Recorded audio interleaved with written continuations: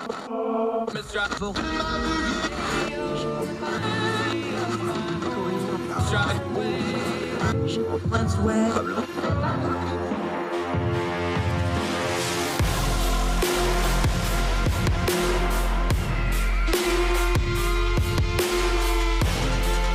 your host, Andrew Donaldson. This is Heard Tell. Heard Tell Show. It's Andrew Donaldson. Thank you so much for joining us. Welcome to March, folks. March the 1st. February is done. It's in the books. Spring's right around the corner. Hang in there. We're just about there. Lots going on in the world. We're going to try to turn down the noise on some important issues today. We're going to talk about some of the charity giving that's going on in Ukraine, how to avoid some of the really nasty, ugly stuff out there, how to avoid the scams, what to look for, because we're in this frame of mind where we just throw money at everything. So if you want to give money to Ukraine, we're going to talk about a good way to do this, but this is universal advice that applies to anything, politics, campaigns, fundraisers, good way to sort through charity giving. We'll talk about that in a little bit. Great story to end the program. An 11-year-old boy who was a pediatric cancer survivor starts a pediatric cancer charity. We've seen a couple of these on the show where kids that have survived go on to do great things and give back. Love covering those stories. Also, we're going to talk about some of the performative parts of the Ukraine crisis. A lot of serious business going over there. We're going to start the show off talking about it. But folks in America got a little time on their hands. They get silly. They get performative. They start doing things like banning vodka and banning Moscow mules. Only problem is Moscow mule was invented in New York City. So you're not really accomplishing anything. We'll talk about all that a little bit on the program. We're going to talk politics. We're going to continue on this election season for the midterms. We're going to go to the actual states. We're going to go to the people who are covering things as they are happening. The North Carolina Senate race is going to be one of the real highlighted races of this season. It's going to be an extremely expensive race. It's already breaking records. An interesting cast of characters in that GOP primary. They had their first debate over the weekend. Our friend Brooke Medina is back. She was in the room. She helped put the event together. We're going to break it all down for you, how the three candidates on the stage did, how the fourth candidate that was not on the stage and the podium was empty because he didn't show up was one of the big stories of it. And we'll also talk through the candidates, their positions, how things landed in the room with some of the most plugged in voters of the GOP, what they thought, how it landed, what it means to the race. We'll get into all that with Brooke Medina in just a little bit. First, we're going to start more Russia and Ukraine. We just can't get away from the story. Russia is now committing out-and-out war crimes. First of all, Vladimir Putin invading Ukraine was, by definition, a war crime, a war of aggression, by the definition, by the international IOC, by the UN, by anything that matters. A war of aggression is a war crime. There were those of us who had hoped this would be a limited thing, if not brinksmanship, because the propensity of the Russian army and of Vladimir Putin's forces to commit war crimes once they get going. How do we know this? Because they keep doing it. They've done it in Georgia. They've done it in Chechnya. They did it in Crimea. They did it in Aleppo and other places in Syria, along with their Syrian buddies. They leveled a city in Aleppo in Syria, multi-million of people that live there, and they reduced the entire city almost to rubble. But we didn't care about that for some reason. We didn't really talk about it that much. It didn't make a lot of news in the Western outlets. We'll talk about why that is some other time. But it was Russia and their mercenaries and their military advisors helping the Syrians do that. They've done it in Georgia. They've done it in other places. Anywhere the Soviet military goes, bad stuff happens to innocent people. So we knew once they went into Ukraine in force, it was a matter of time before it started happening there. And now we have all the reports in the world that it is happening. Indiscriminate fire, artillery fire, rocket attacks, all kinds of bad stuff is going on in Ukraine now. This is something we very much worried about.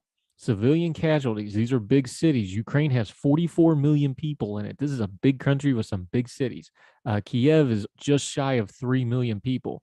Kharkiv, I think I'm pronouncing that wrong, but the second city that is heavily engaged with the Russian forces, that's another large city with a large population.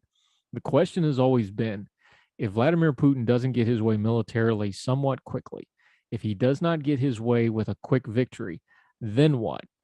The unfortunate truth is we know what the Russian military and Vladimir Putin is capable of. This is the guy who poisons journalists and dissidents with a nuclear type poison to make sure everybody knows that it was him that ordered it and did it.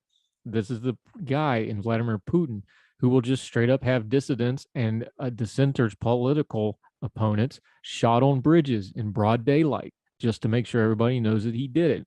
And that's not counting all the little people that don't have names that just tend to disappear.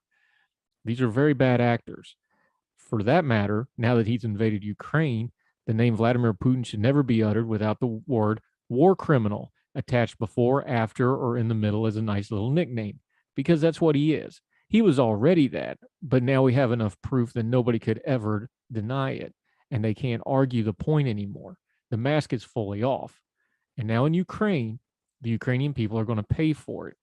If he doesn't get his way, if they cannot get a quick victory, and the Ukrainians have held out so far, even though a lot of the Russian military hasn't gotten into the battle yet because their logistics suck so bad, but we've already covered that. What are they going to do? Is he going to order the indiscriminate fire into these cities? Are they going to level cities to try to get a victory here? Are they really going to kill scores and scores of civilians? History tells us the Russian military is more than capable of doing it. History tells us that Vladimir Putin is more than capable of ordering it. And we know that the Ukrainians may not have a choice, because the ugly reality of war is if you're fighting an insurrection against an invading force, rubble's a lot easier to defend than a city is. That's a harsh truth people don't want to deal with, and it's something we don't want to see and pray doesn't happen. But the Russians are already showing signs that they're going to have indiscriminate artillery fire, rocket fire, and other methods right into these cities, right into the heart of the population, where innocent people live, where innocent people work, where people who could not get out and could not leave are going to be trapped.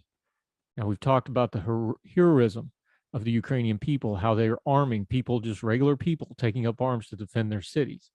This is what they're facing: a Russian military that's got a lot of pride on the line, a leader in Vladimir Putin who cannot lose a war and lose face and lose his positioning.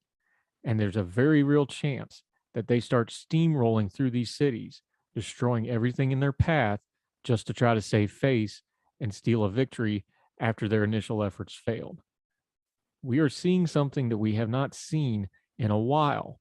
We saw it in Syria and Georgia, but we didn't see it. We didn't pay attention to it. We didn't listen to it. We didn't learn the lessons.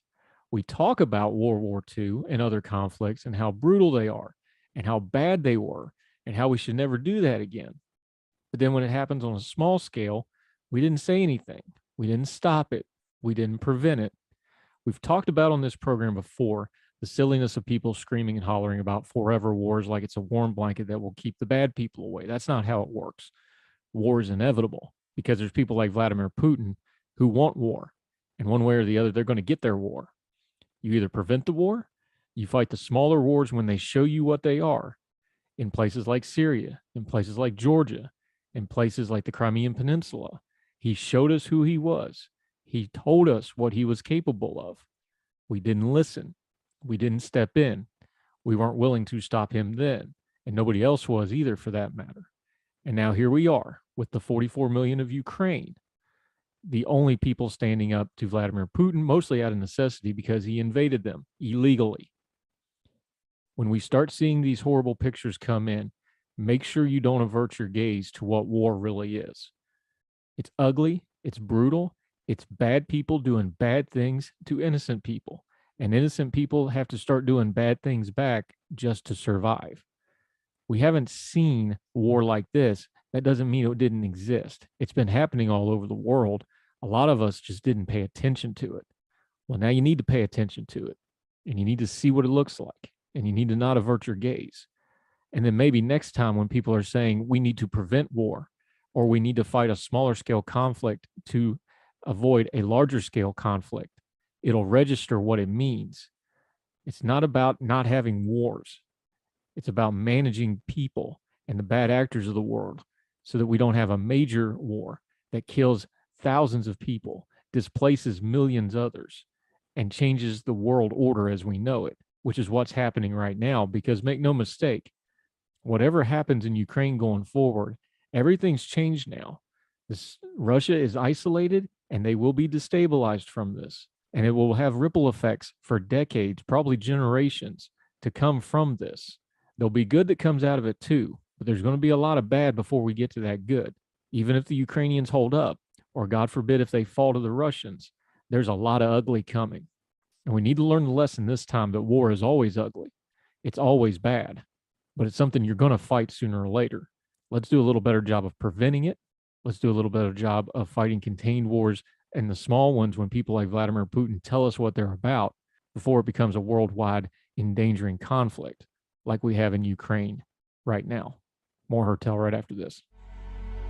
Now let me see you go off like a bomb.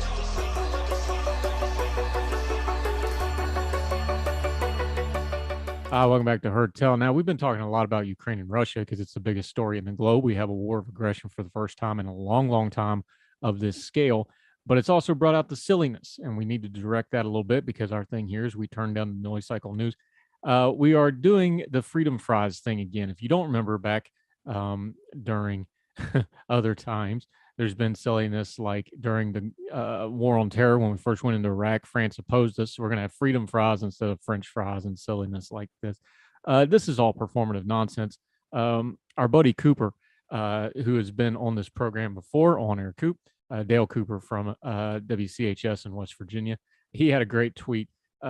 People are banning Russian vodka. They want it off their distributor shelves. Now, first of all, if you're demanding the removal of them from a distributor, you're telling me you don't understand how distribution works. That's not hurting the Russians any. It doesn't hurt them one little bit because the distributors already purchased that. The Russians have already got their money. If it's on a store shelf, they've already got their money. You're just hurting your local distributor and or liquor store or your state ABC store if you're under that particular tyranny that one of these days we're going to get around to talking to. But Coop had a great line on Twitter. He said, "Can we have one darn minute of thinking for crying out loud?" I'm paraphrasing some language here, Coop. The total amount of vodka imported to the U.S. from Russia in 2017 was 555,845 proof gallons of 39 million proof gallons, meaning Russian vodka makes up only around 1.4% of foreign vodka in the U.S. You're not really doing anything here. This is all performative. Semi-related. Have you ever heard of a Moscow Mule? That's a popular drink, apparently. I have not partaken myself, but I'm told. So we're going to ban Moscow Mules because, you know, Moscow, Russian, bad. The only problem was it was invented in New York City. New York City? Yes, the Moscow Mule was created in New York City. All of it, the serving in the copper cup, it's actually a play off what was called the American Mule. The mule doesn't have anything to do with the farm animal. It has to do with the way it's flavored, gives you a little kick in there. But the Moscow Mule also nothing to do with Russia. This stuff is all performative.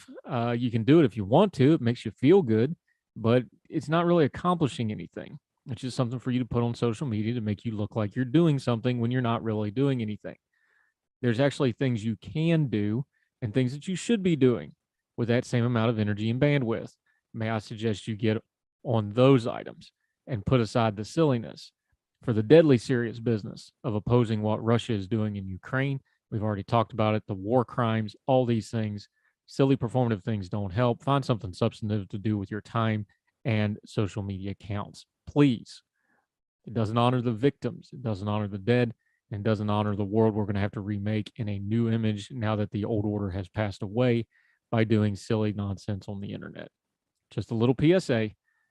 Take it to heart now. It'll save you a lot of trouble and embarrassment later. More Hertel right after this.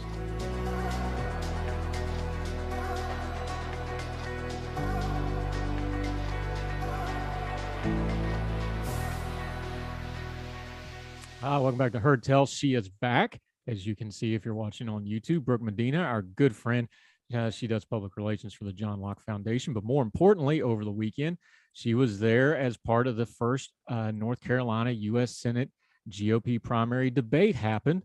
Full disclosure, I was actually supposed to be there, and I had a family issue come up. So what did I miss? You missed a rousing debate, that's for sure. But I mean, it's okay. Thankfully, it was online. And so you were able to view it later on and in perpetuity, as one of the debate co-moderators said. I'm glad to be back, though, to discuss what happened in that debate and lend some thoughts to how people might approach the takes that the Senate candidates offered. Yeah, I thought the moderators actually did a pretty good job clipping this along. You had a couple of pros on the stage, though, with some of these candidates. So, but it was a well-run debate. It wasn't one of these circus ones. I thought they covered a lot, but it did get heated in a couple of places. We'll talk about that. Let's start big picture, though. One of the reasons we do this, the way we're covering elections on Heard Tell this year, we talk to people there in the rooms in the states. We have Senator Burr, who's been there for a long time. He is resigning, retiring, I guess you could say. A little bit of a scandal with some insider trading and that sort of thing, not seeking re-election. What's the overall mood here looking at this Senate seat? Because it is one of the premier ones on the task. People think this is a high dollar one. There is a understanding people think the Republicans will hold this seat. What is your overall view of the race, though? Yeah, I think that people on either side of the aisle should not take anything for granted as it pertains to this race. It will be one of the most expensive races, Senate races, but we know that money doesn't actually win elections. So we've seen this in Virginia. We've seen it also here in North Carolina with various statewide races, and money is no guarantee necessarily. However, I think this debate or this race is going to become increasingly contentious, unfortunately, but such as politics in 2022 in the United States. There's a lot riding on this debate or this race. Excuse me, I'm in debate mode still, but referring to the broader race, there's a lot riding on it, of course, including the control of the Senate. Yeah, and this particular debate started out interesting just in the format of it because we had 4 podiums, but we only had 3 candidates. Ted Budd, who is running, he was down at CPAC and elected not to come back. Now, Representative Walker did go to CPAC and made the trip back both. How did that land in the room? We know what it looks like to us, but you were in the room with the other people. Obviously, it was brought up by the other candidates, but how did that land with folks? Yeah, I don't think North Carolina voters were very forgiving of Ted Budd for bailing on this debate. He had been invited with plenty of advance notice. We kept a podium up there for him in the event that he did show up. Just like Congressman Walker, he was there at CPAC, and he could have come to North Carolina to engage, but chose not to. He decided to watch on Facebook instead. Yeah. Now, Bud is interesting because we were just talking yesterday with our friend from Ohio, where Donald Trump has not endorsed anybody, and it's kind of become the feeding frenzy for the people that want it. North Carolina is the opposite. He endorsed Ted Budd really, really early. In fact, I remember doing radio on Big Talker the Monday after, and one of the county reps was in studio with us. This is a diehard Trump guy, by the way. And he's like, no, that's not an official endorsement. He didn't tell us that. Like, he really threw everybody for a loop with the Ted Budd endorsement. But then since then, Ted Budd has a bunch of Club for Growth ads and not a whole lot else. He's not really running a campaign that anybody can tell other than saying, I got endorsed by Trump. And then when you do something like this, we have a narrative forming here by Ted Budd's own hand of, I've got an endorsement, but I'm not really running much of a Senate race in the way we understand to win the state of North Carolina, do we? Yeah, it's strange that they have chosen to sort of hide from the debate. And I think it stands in stark contrast to the candidates that actually chose to attend this debate. And I know the Budd campaign is stating that they just chose to wait until filing was closed before engaging in a debate. And that's certainly within their right to do. But just thinking as a communications professional, optically, I think that was an unwise choice, because if you have really good ideas that you want to ensure are getting in front of as many voter eyes as possible, particularly these GOP primary voters, this was an excellent opportunity to do that. This goes, though, to the broader issue related to Trump endorsements. Our polling, which we do public opinion polling here at the John Locke Foundation, is called the Civitas poll. We recently did a statewide poll where 49% of GOP likely primary voters told us we are more likely to vote for the Trump-backed candidate in the Senate race. But a lot of them, almost half of them, didn't even know Ted Budd was that candidate. And so that speaks to the Budd campaigns, I would say, their lack of actually even, highlighting this Trump endorsement effectively. Yeah. And you mentioned Walker. He's the opposite of this. He was a representative. He was actually in Republican leadership in Congress. basically got redistricted out of his seat up in the Greensboro area. He's been the opposite, though. He's going to all the small functions. He's doing local radio. He's doing local media. He's going to Pig Pickens, what he could with the COVID stuff. But just for an example, he's doing all that traditional small campaigning stuff. Yeah. He's been all over the state. He's doing local media. He's been the anti-Bud. How did it come across when he actually got on the stage with some of the better known names like Pat McCrory and such? How did he land in the room? Yeah, actually, I think he landed very well in the room.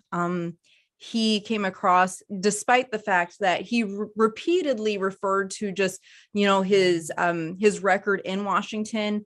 And so there were a couple of other candidates, particularly Marjorie Eastman, who tried to juxtapose themselves as being an outsider and not within Washington. But Mark Walker doubled down on his record in Washington, stating that he was very proud of it.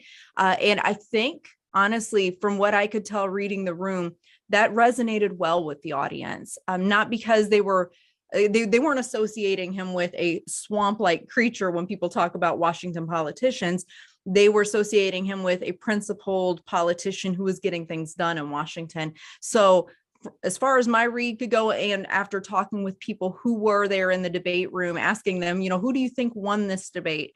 There were a couple of people that did state that they thought Marker won this one.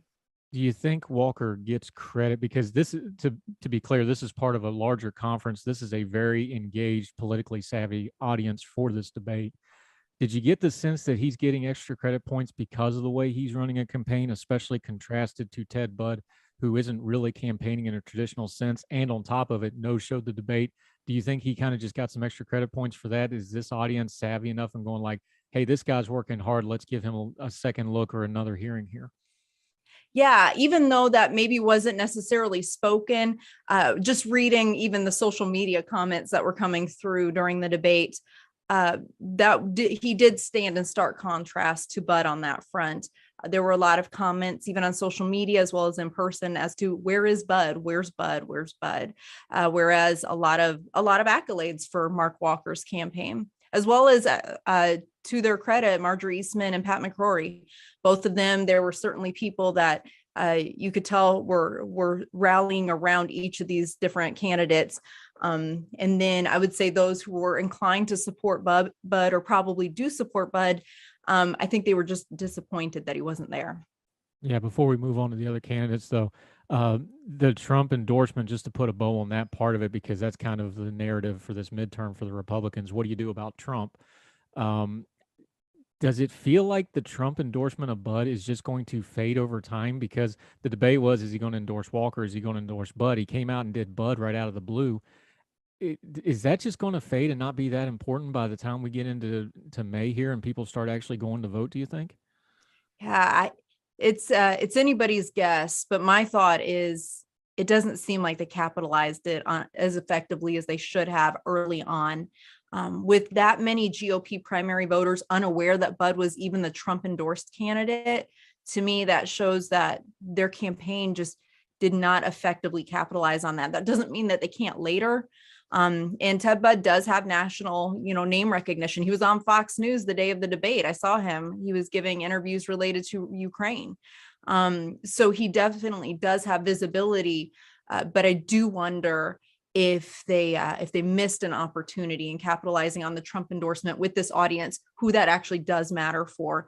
But anything can change between now and May. Yeah, it can. We're going to continue to talk about the GOP U.S. Senate debate in North Carolina with our friend Brooke Medina of the John Locke Institute. She was there. She was in the room. The heavy hitter, Pat McCrory, former governor, who's the leader in the race by most of the polling. We're going to get into his performance. We're also going to talk about the other person on the stage, Eastman, how she did, because this was a lot of folks' first look at her. So more on this debate with Brooke Medina right after this.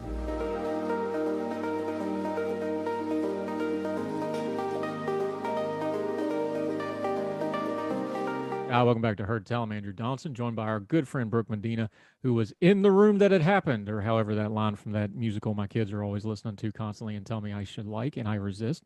I'm joking, Hamilton fans. Don't send your hate mail. I know what it is. Let's get to the big gun here. Pat McCrory, former governor. I find him fascinating in this race for this reason.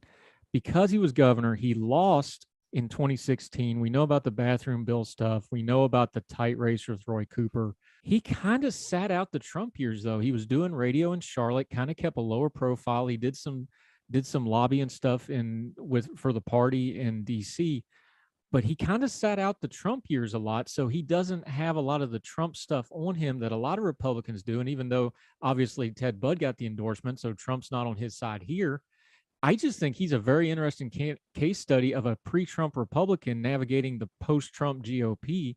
And it's really interesting to watch him. Is that something you take away from it too? Is like, this is kind of a weird little test case we have here. Yeah, I think it's really interesting. And perhaps that the way he runs his campaign serves as a case study for other politicians or political hopefuls who are running for statewide and federal offices. You know, this is the way in which you sort of navigate this current moment where Trump still is a large figure within the Republican Party. So you don't take up a never Trumper mantle nor an always Trumper mantle, but sort of look for strategic ways to navigate this so that you're not alienating important elements of the Republican and to some degree unaffiliated parties. Now, the candidates mostly attacked Ted Budd because that's the low-hanging fruit, because he ain't there and the podium's empty and it's a horrible optics. So they all took their shots at that. But the real fireworks of this debate was Marjorie K. Eastman and Pat McCrory. For those not familiar with Marjorie K. Eastman, and a lot of folks aren't, and this was probably the first view and listen a lot of people got to her other than just seeing the name in the news. What kind of an impression did she leave standing on the stage with somebody like Pat McCrory, who everybody in North Carolina knows, and Walker, who's at least vaguely familiar? She's kind of the new face. How did she present herself? Yeah, I think that based on what I was seeing in the audience, what I read reaction wise among the voters who were watching online, I think it was a little bit of a mixture. It is different when this is kind of like their first introduction to the statewide GOP primary voter audience. And she definitely relied heavily on her military credentials and her experience as a combat veteran. And I think that landed differently with various parts of this primary audience. So time will still tell. I met her in person before the debate, and she's a very kind and she seemed really, really excited to be there and engage with voters. So I don't know. I think she needs some more time out there before voters actually decide. Now, on paper, that makes sense because North Carolina is one of the largest population military states. Of course, Fort Bragg, Camp Lejeune, lots of other smaller locations, Goldsboro, huge military population in North Carolina. It's something that's ingrained in the state. Full disclosure here, you have ties to the military as a dependent and also as a military brat, we call it, and say it lovingly. I'm a veteran. The thing about that, though, is when you start using that in a place that's very military literate like North Carolina is, those things have their own language and decorums and the ways to go about them. I'm not sure she's hitting the right notes, pulling that out right from the go with a state where folks, they know how these things work. You can't just say it. And to me, some of it came off, if it was a song, I'd say it was a little pitchy. You understand what I'm getting at? Is that how it came across to you too? I'm picking up what you're laying down, and I get it. It was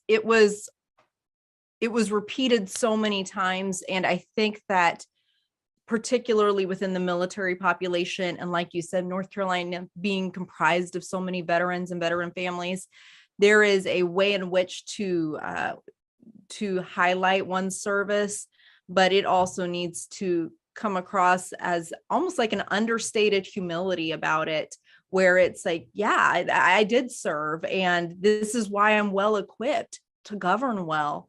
But it's not, a club that we use to bang, the other candidates over the head with. It's just, no, my life is about service. It is about caring for my fellow man.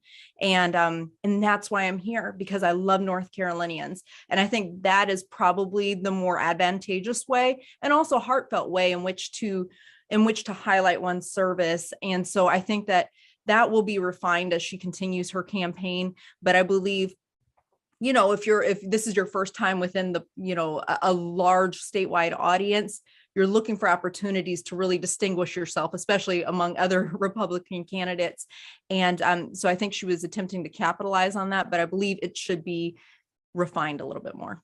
Yeah, and the problem she has is she was on stage with a very experienced politician in Pat McCrory, who was ready for it, and he broke out. We used to call it carpet bagging. I don't think we call it that anymore, and I think that's unfair for the situation here. But he brought up the fact that when she gave her spiel about, my husband retired from the military, I retired from the military, we love North Carolina. Look, that's a story a lot of people in North Carolina have. They came here from somewhere else with the military. That's all fine and good. Where she ran into a little bit of trouble here is this is a GOP primary, and she had just registered as a GOP member 6 weeks before she filed.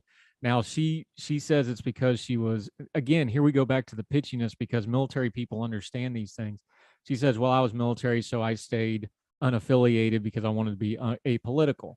Okay, I don't really buy that, but I'll take her word for it on the face of it. But she got out of the military in 2012, and this is 2021. McCrory had all that Oppo research ready at hand and got into it with her and kind of laid it out. But that's how it showed on the video. How did it land in the room? That exchange, that was probably the hottest exchange between candidates on the stage of the whole debate. How did it land in the room, and who got the better of that? Yeah, that was a tense moment because she really did. I think one of the news outlets that covered it was stating, she clapped back at McCrory, and she really pushed back on him on that. And as a person who is registered as an unaffiliated voter and, grew up, my dad was a 30-year veteran, my husband was a 20-year veteran. I get that desire for being more apolitical and neutral. Doesn't mean, though, being in the service doesn't preclude you from registering with a party. That was certainly a tense moment during the debate.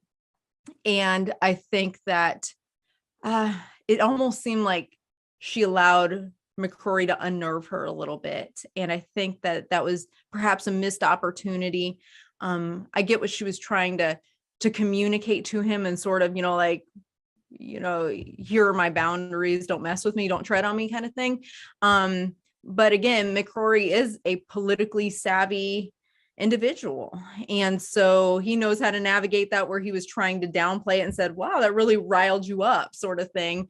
Mark Walker, it was funny though during this moment, and it actually elicited a laughter from the audience, but as McCrory and Eastman are going back and forth on this, Walker, who is taller than all of the candidates there, he starts like sinking down in his podium and disappears, so that McCrory and Eastman are just facing each other. And so that kind of broke the tension a little bit, but I'm not sure how that landed with the audience. My husband was there, he's a veteran, and he appreciated Eastman's comments and her pushback. And so, and there were other veterans who maybe, I think, pushed back a little bit on that. So who knows? Yeah. And just for the record, I'm unaffiliated too. That's what they call independents in North Carolina. And the fastest growing group of voters in North Carolina, by the way. You do the polling data. You could speak to that some other time. Okay, a couple other points on this real quick. Obviously, this happened over the weekend, so Ukraine was on everybody's mind. I thought everybody kind of handled the Ukraine question pretty uniformly and well. How did it land in the room, and was that on people's minds in this debate? We're not in a real foreign policy way, but this sure seems to have burned through a lot of other stuff, doesn't it? But how did it land in the room, the debate, the candidates, the audience? Was it something that was on people's mind, and how did they react to it? It was certainly on people's minds throughout the conference. This was a 2-day conference. It was sold out, filled with voters, many of them veterans, but all of them patriotic. And this was an important question to ask. And I would say each of the candidates, they were clear in, that this is absolutely inexcusable. There were no Putin apologists on that stage, nor throughout the conference. And so this is one of those things where it was a unifying topic. And I think that if any of the candidates stood out on that front, well, they were all pretty similar, actually. But if any of the candidates stood out on that front, it would have been Marjorie Eastman, just for the reason that that's where she really should have highlighted her military service, and could have, and did to some degree. But I think all of them were pretty lockstep with one another on that. Tell us something that maybe didn't make the TV part of the debate, but you're backstage, you're mingling, you're actually helping to run this event. You see the candidates interact with people, you know their handlers and their staffs are with them. What's something that we didn't see but you saw that you think maybe something we ought to know about and should take away from this gathering of the clans of the GOP Senate primary candidates? Oh, wow, that's a good question. Um, I would say, like I mentioned just a little bit earlier, Marjorie Eastman was really warm and kind. It was nice to meet her and her son, and her husband was, I believe, Special Forces service member. So it was nice to meet them as a family and see them in that light. And Congressman Walker, he's just really down to earth, like really down to earth. And so what people saw on stage was actually, what I saw backstage related to him. So I thought that those were two takeaways that I had. The dynamic of this race, talking to Brooke Medina, from the go has pretty much been Pat McCrory has the name recognition, he has the money, he has the network built in, and for lack of a better term, and I know it's because of the Ted Budd stuff we already touched on, but just to generalize, the Trump vote was going to be splintered between everybody else. Has anything changed the dynamic of that race after this debate? Now, has anybody stopped the momentum of Pat McCrory? Is anybody gaining on Pat McCrory, do you think? Ooh, that's a good question. Well, according to Ted Budd's campaign, this race is now between Eastman and Budd. But I would think that's more of a just political statement that they've made to create, to kind of like, well, to take a jab at McCrory and then Walker. I think that our next poll will be very telling on this. We'll do another poll within a few weeks from now. But to me, it seems that McCrory is probably still pretty secure in being a top contender in this race. Eastman, this debate probably, it increased her name recognition a bit, but it will be interesting to see how the polling shakes out on this. And I would say, those who maybe were unfamiliar with Walker in the debate format, even if they recognize his name and stuff, but maybe unfamiliar with really where he did stand on some important policy issues. This gave them, it seems to me, a little bit more to go on and inform their vote and contrast him with maybe a McCrory. I mean, just to put a bow on this, wrap it up, talking to Brooke Medina about the NC GOP U.S. Senate debate, the first one. Do you see a difference in the Pat McCrory now and the Pat McCrory 4 or 5 years ago that lost the governor's race? It seems to me he has retooled himself, not in noticeable ways where you could ding him on it, but I do see differences in how he talks, how he communicates. I guess some of it's just experience. He went and did talk radio for 3 or 4 years. I think that's helped him because he did have a real weird kind of stated delivery a lot of times when he was serving as governor. I think maybe the talk radio, but does that come across to you too? Does this seem like a different Pat McCrory, not just on the policy stuff, just his delivery, the way he campaigns? He's doing smaller events. He did local radio. He did the big talker radio, small local radio. Is this a man that has learned his lessons and adjusted? Does that come across to you? He certainly comes across as very politically savvy. I think that his campaign is strategic and they're thinking through second and third order of effects of, what he does and the stances he takes. They have a long-term vision for this.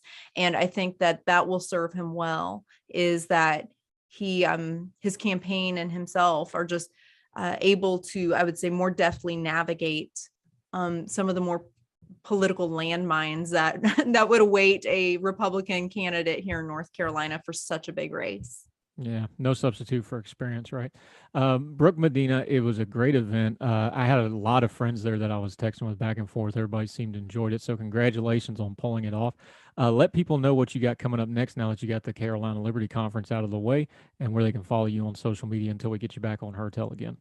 Thank you, Andrew. It really was a good event. I heard rave reviews from everyone, and the John Locke Foundation staff just pulled it off. They did an excellent job, and the aim was to make sure everybody had a good time, and everybody had a good time. I saw people walking around with a yummy drink, a cigar, and just talking and catching up, networking. And so it felt almost like a family reunion, although maybe not just as familial, but people were really, there was a lot of friendliness and fellowship and camaraderie there. And I'm grateful for that. And so coming up ahead, we've got more statewide polling that will be released in March. So by the time that this comes out, be on the lookout for that. But we also are going to begin doing statewide events, such as election integrity events, just equipping voters with important information as they go into this election season, learning how that they can be volunteers at their local election sites. So we're going across the state offering that. We're going across the state offering grassroots training related to school choice issues. And then we're hiring. I'm hiring in the communications department. So if anybody who is listening right now is interested, please go to johnlocke.org and you can go to the About Us section. And we actually have a few different job openings available because we keep growing. And that's a good problem to have, but we're looking for solid, liberty-minded, smart, articulate people to join our team. Brooke, Medina, I always enjoy talking to you. I tell you what, let's just go ahead and plan it. When that poll comes out, we want you on to discuss it. And we will talk about it. And I appreciate your friendship. I will make it next time, I promise. I'm sorry I missed out on this one. But thank you for the insight today. And we'll be talking to you more as this very important race unfolds. Thank you, ma'am. Thank you, Andrew.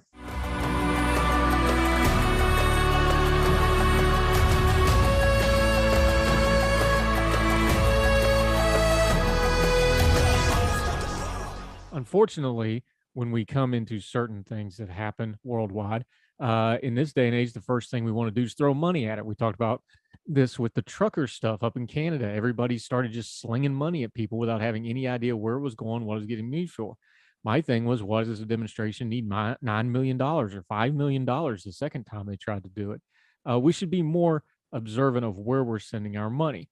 So, of course, when the Ukraine thing kicked off, a lot of people just wanted to start firing off money at Ukraine. The only problem is getting money from the U.S. or another country into Ukraine, which is currently having a war, is kind of tough. This is from WWLP, that's 22 News, for those of you keeping track in Chicopee, Massachusetts. Quote, during a time of humanitarian crisis like what we are seeing in Ukraine, one of the best ways to help is through charities. But you'll want to make sure your donations are going to the right hands. Western Massachusetts residents voiced their support for the Ukrainian people during this difficult time. But there are many ways to help. Here's some suggestions. Do your own research. Look into the charity to see if it is experienced in emergency relief in Ukraine. This is the biggest one. Don't start giving money to people who have never done anything in Ukraine because they're not going to have a clue how to actually get it into Ukraine. There's specific things when you're dealing with overseas countries.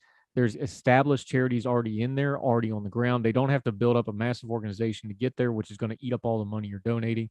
This is a big one. Make sure it's somebody that already knows how to work in that country. Continuing, seeing how that charity is rated, find out what percentage of your donation will go to relief efforts. This is the other really big one. An upfront charity will tell you the amount of percentage of all donations that go to their overhead or go to their costs, or they may phrase it a couple different ways. Basically, they take some of the donations to run the organization. Now, that's all well and good, but that number will tell you whether or not it's a good organization. If they have a very low amount of overhead, and most of that money is going to whatever the cause is, you usually have a pretty good charity. If you have a charity where 40, 50, 60% of the donations are going to the organization, you don't have a charity. You have a business model, and you should adjust accordingly. Continuing with the piece real quick, experts also recommend you be on the lookout for scammers seeking to confuse donors with names that sound similar to the charities you know, but are not. You can look into things like the Better Business Bureau. There's a thing called Charity Watch. There's Charity Navigator. Both of those are .org, CharityWatch.org, CharityNavigator.org, Give.org. They all have rating systems. Don't ever give money to anything that goes for politics, that goes for culture, that goes to your church, that goes to anything. Never give out money to anybody that you haven't fully vetted and investigated yourself. It's important. There's a lot of scammers out there. Times are tough out there. Don't put your hard-earned money to anybody that is unworthy of it, and a lot of charities aren't. A couple of those points I just want to reiterate. If they're not already doing work in Ukraine or at least in Eastern Europe, you probably don't want to give them money because they don't know how to do it, and they're going to have to spin up and spend a lot of money to get in there. If they have a back history of doing untoward things of any kind of scandal, find another organization. You folks that want to give, great, appreciate it. Do it smartly, do it wisely, and be informed. More Herd Tell right after this.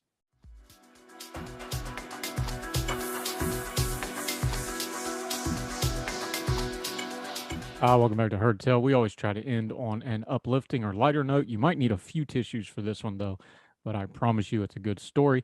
Fox 56 Charities.com. 11-year-old Lackawanna County boy honored for his charity work battling pediatric cancer. South Abington Township, Lackawanna County, Wolf, an 11-year-old boy in this county who overcame pediatric cancer, launched a charity dedicated to help others do the same with Matthew's Hope for Miracles. This past Monday, the South Abington Board of Supervisors presented Resolution 2203 to Matthew McDowell, declaring him the Citizen of the Day. There's a picture of him. He's a very cute young man. I feel like I really don't deserve it. I've already gotten so much. God has blessed me with so much. And I just feel like some other kids should have gotten it, said Matthew McDowell as he humbly discussed his award. It's basically a nonprofit with a focus on raising funds for pediatric cancer. We do a lot of different events throughout the year to raise awareness, raise money, and this year we also created a new sub-fund, which is going to help local families and children who are battling pediatric cancer, said Linda McDowell, Matthew's mother and the organization he founded. Matthew was diagnosed with a rare form of pediatric kidney cancer called Wilms tumor when he was just 3 years old, and he came up with the idea to start the charity in 2018 to help other children going through the same struggle. He has battled this disease 5 times. Wow. Without him, we wouldn't be the family we are today. We know so many more people came alongside us when we were struggling. When Matthew was at his worst, we just have it in our hearts that this is what we're here to do. We're going to help others through their charity work. They have already raised over $65,000 to help battle pediatric cancer.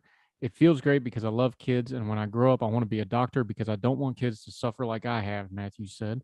I just want to make them happy. I want them to have a great life and just be a normal kid like I am now. I want to keep this foundation for as long as I possibly can and just keep raising money and helping children. I just really want to make children smile and make them have as much of a normal life as possible. They're currently planning things like 5K runs and other things. They're dedicating the event to Matthew's friend who tragically lost his battle with pediatric cancer in January. They're accepting sponsor donations. If you like involved, the website is on the website links are on here. This is fox56.com. Excellent story. What a great young man. If you ever look into things like children that go through this thing, like the St. Jude kids, over and over and over again, we've covered a couple of the stories. It's amazing how many of them, if they survive and grow into adulthood, they always end up doing something to give back. They understand it, they get it, and they want to pass on what was given to them. God bless him. Hope he's doing well. Good luck with the charity. That'll do it for Heard Tell today. Once again, appreciate all the support, the reaching out, those of you that write in, those of you that comment and leave ratings, whatever platform you're watching this, whether it's the YouTube channel and or all the podcasting platforms. You can do both, by the way. Nothing wrong with that. Only costs you a click wherever you're at. Make sure you subscribe. Make sure you leave us comments. Make sure you leave ratings. We really appreciate it. Those are important. Let people know our programs are worth checking out. We're going to keep trying to turn down the noise of the news cycle. A lot of stuff going on. Got amazing feedback about yesterday's show. Really proud of it. Proud of this show too. Got a lot of good stuff coming. Make sure you're subscribed so you don't miss any of it. So until we talk to you again tomorrow, wherever you and yours are, we hope you are well. We hope you are well fed. And we'll talk to you tomorrow for more Heard Tell. All the music on Heard Tell is provided under a Creative Content license from monstercat.com.